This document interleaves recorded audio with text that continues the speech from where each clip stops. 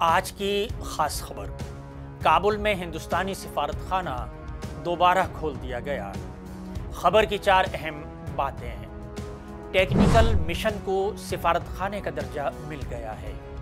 افغانستان پاکستان ٹکراؤ میں ہندوستان کا ہاتھ ہونے کا الزام خارج۔ پاکستان اپنے داخلی معاملے حل کرنے میں ناکام۔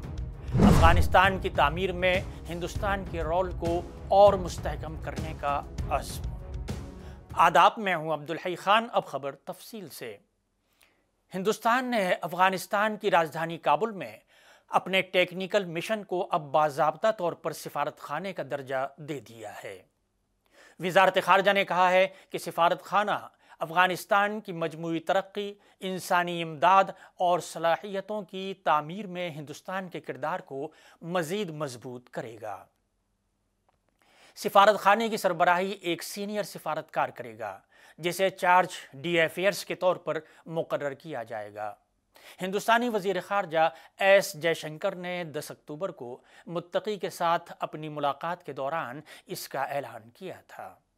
اس اقدام سے ہندوستان اور افغانستان کے درمیان سفارتی تعلقات بحال ہوئے ہیں۔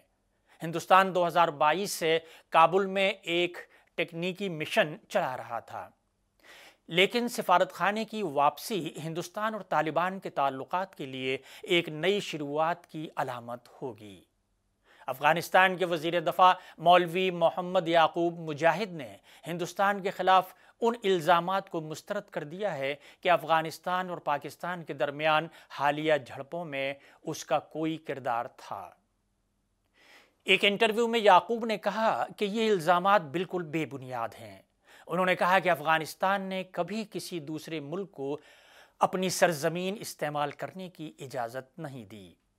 ہم ایک آزاد قوم ہیں اور ہندوستان پاکستان کے ساتھ ہمارے تعلقات کا تعین صرف اور صرف قومی مفادات پر ہوتا ہے۔ واضح رہے کہ 2021 میں افغانستان میں طالبان کے اقتدار میں آنے کے بعد ہندوستان نے کابل سفارت خانے سے اپنے سفارتکاروں کو واپس بلا لیا تھا۔